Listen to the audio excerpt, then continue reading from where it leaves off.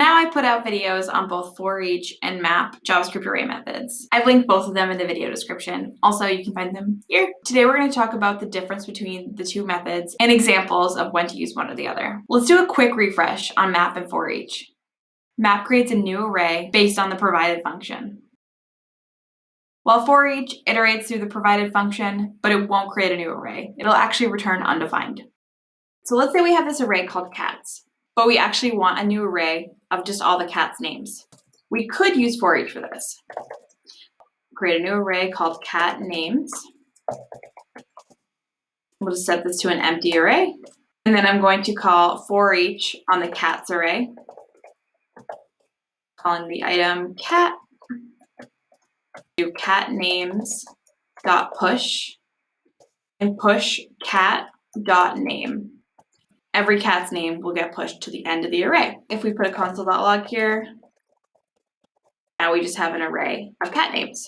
However, forEach really isn't necessary for this. It's a code smell. Let's talk about why. There are 3 reasons why you can use map here instead. 1, using map is simpler. 2, mutation is bad practice.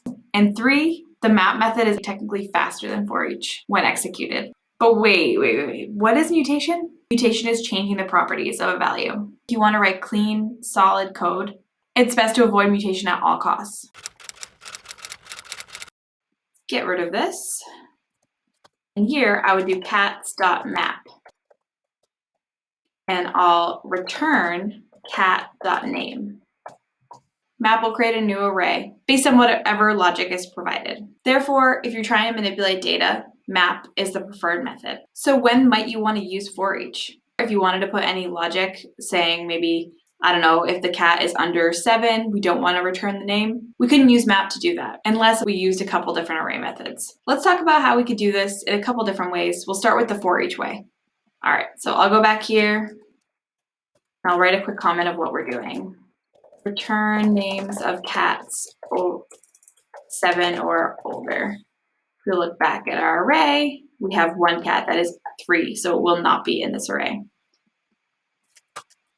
So I can do cats.forEach, forEach cat, if cat.age is greater than or equal to 7, cat names.push cat.name. This is one way that you could use forEach. Say we wanted to avoid doing this. We wanted to keep our code immutable. Instead of this forEach, we can do cats.filter. I have a different video about what filter does exactly, but essentially filters items. So what we'll do here is we'll check if cat is greater than or equal to 7.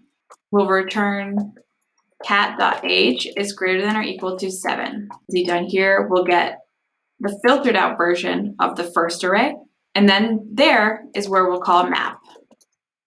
And what we'll do is we'll return cat.name. Actually get the same array as well. So when else would we use forEach? In most cases, you want to avoid it. If someone's asking you to write a forEach